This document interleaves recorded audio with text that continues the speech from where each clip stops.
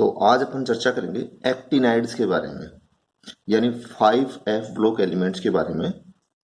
Periodic table में जो actinium है, इस एक्टिनियम से लेकर के लास्ट में जो लोरेंशियम आएगा वहां तक के जो एलिमेंट्स हैं, इन सबको अपन एक्टिनाइड्स कहते हैं।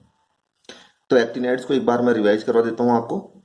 Actinium, thorium, protactinium, uranium, neptunium, plutonium, americium, curium, berkelium, californium, einsteinium, fermium, mendelevium, nobelium और लोरेंशियम। यानी ये अपने को 15 एलिमेंट से याद रखने हैं। तो ये 15 एलिमेंट्स जो हैं, जिनको अपन एक्टिनाइड्स कहते हैं, उनके ये सब सिंबल्स मैंने लिख दिए हैं। फिर इनके इलेक्ट्रॉनिक कॉन्फ़िगरेशन की चर्चा करते हैं। इनका इलेक्ट्रॉनिक कॉन्फ़िगरेशन लगभग वैसा ही है जैसा 4F ब्लॉक एलिमेंट्स का था, लेकिन 4F की बजाय जो ये 5F वाले हैं, यानी एक्टिनाइड्स हैं, इनमें 5F और 6D के बीच में एनर्जी गैप काफी कम रहता है, लगभग समान ऊर्जा के होते हैं। इसलिए प्रारंभ में इलेक्ट्रॉन डी में जाता है, ये वहां पर 4F ब्लॉक एलिमेंट्स अर्थात लैंथेनाइड्स में भी डी में जा रहा था। इसके बाद ये नेक्स्ट इलेक्ट्रॉन वहां पर F में चला गया था सीरियम में, जबकि यहां पर ये किस में जा रहा है, अभी डी में जा रहा है। इसके पश्चात नेक्स्ट 3 एलिमेंट्स में अर्थात प्रोटेक्टिनियम, यूरेनियम और नेपच्यूनियम में डी में एक एक इलेक्ट्रॉन है, बाकी F में भरे हुए हैं। इसके बाद F में क्रम से बढ़ते जाते हैं, लेकिन जो क्यूरियम है उसमें 6D में एक इलेक्ट्रॉन आ रहा हुआ है। इसके पश्चात क्रम से ये किस में बढ़ते जाते हैं, अपने पास 4F में बढ़ते जाते हैं, और लास्ट में अपने पास ये जो है लोरेंशियम, इसमें 4F में 14 हो गए। तो 4F 14 होने के बाद एक इलेक्ट्रॉन है वो डी में ही जाएगा। सभी में 7S में 2-2 इलेक्ट्रॉन है अपने पास। अब जरा इनकी बात कर लेते हैं ऑक्सीडेशन स्टेट्स की।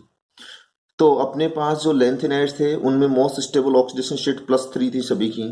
यहां पर सभी की +3 मोस्ट स्टेबल ऑक्सीडेशन स्टेट नहीं है। लास्ट वालों की जरूर है, लेकिन शुरू वालों की नहीं है।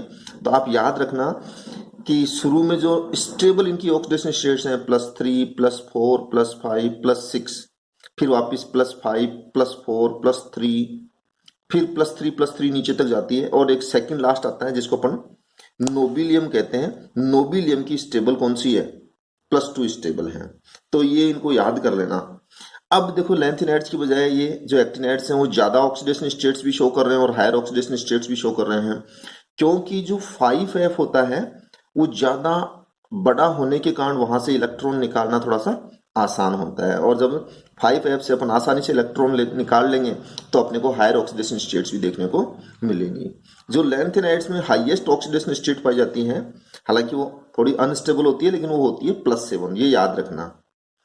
ये शुरू वालों की एटॉमिक रेडियस दे रखी है, बाद वालों की इतनी रिसर्च अभी हुई नहीं एटॉमिक साइज के लिए, लेकिन एटॉमिक साइज भी याद रखना, इनमें भी क्रम से घटती जाती है। ये इनके रिडक्शन पोटेंशियल का कुछ का मान दे रखा है नीचे, कोई ज्यादा इंपॉर्टेंट नहीं है। अब अपन बात करेंगे एक्टिनाइड्स के जो ऑक्सीडेशन स्टेट्स हैं उनके बारे में और हायर ऑक्सीडेशन स्टेट्स के बारे में कि ऐसा क्यों, ये मैं आपको कारण पहले ही समझा चुका हूं। अब उसके बाद में अपन चर्चा करते हैं 1940s पहले के जो एक्टिनाइड्स हैं उनकी। तो याद रखना है 1940s से पहले सिंथेटिक एलिमेंट्स नहीं आए थे। तो सिंथेटिक एलिमेंट्स नहीं आने के कारण जो नेचर में अपने को मिलते थे उन्हीं एक्टिनाइड्स का अपने को थोड़ा नॉलेज था। तो एक्टिनियम, थ्योरियम, प्रोटेक्टिनियम, यूरेनियम तक के एलिमेंट ही नॉन थे अपने पास। लेकिन 1940s के बाद में बहुत सारे सिंथेटिक एलिमेंट आ गए और अब तो लगभग 118 एटॉमिक नंबर वाले एलिमेंट्स तक को लैब में सिंथेसाइज कर लिया गया है। अब अपन बात करेंगे इनकी कुछ ऑक्सीडेशन स्टेट्स की वजह से चर्चा कर चुके हैं, ये एक बार आप और देख लेना। थोड़ा सा हिंट में दे दूं कि जो पोस्ट एक्टिनाइड्स हैं, यानी जो बाद वाले एक्टिनाइड्स हैं, उनमें सब में +3 मोस्ट स्टेबल ऑक्सीडेशन स्टेट होती है बाद वालों में, लेकिन शुरू वालों में +3 नहीं होती है। शुरू वालों के लिए याद रखना हम +3, फिर जो नेक्स्ट आता है थ्योरियम +4, फिर नेक्स्ट आता है +5, फिर +6, फिर +5, फिर +4, फिर 3 चलती है और सेकंड लास्ट में जो अपने पास नोबिलियम है उसकी +2 होती है। अब जरा अपन यूरेनियम 3+ के बारे में देखते हैं कि ये एयर के अंदर आसानी से क्या हो जाता है, ऑक्सीडाइज हो जाता है।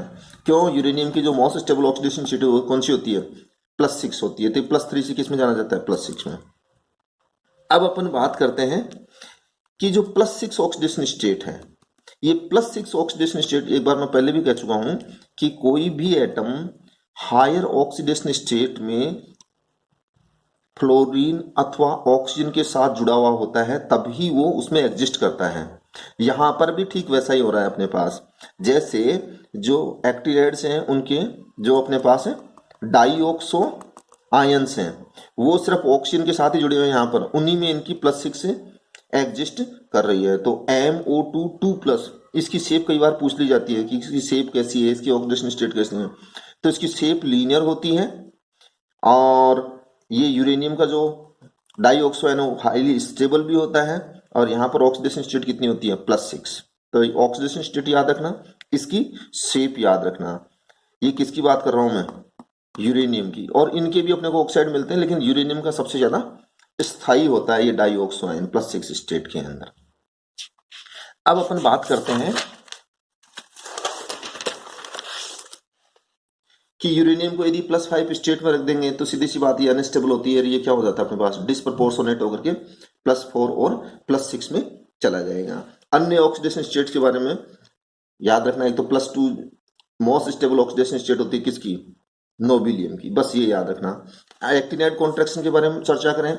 जिस प्रकार लैंथेनम से ल्यूटिशियम की तरफ जाने पर अपने पास है साइज क्रम से घटता जाता है, उसी तरह से एक्टिनियम से अपन जब इधर किधर चलते हैं, लोरेंशियम की तरफ चलते हैं, तो भी साइज क्रम से कम होता जाता है। यानी जैसे लैंथेनाइड कॉन्ट्रैक्शन होता है वैसे ही क्या होता है, एक्टिनाइड कॉन्ट्रैक्शन।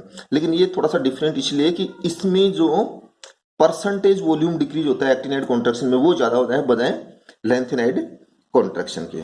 अब अपन अगले वीडियो में जो एक्टिनाइड्स हैं उनके कॉम्प्लेक्स फॉर्मेशन के बारे में चर्चा करेंगे।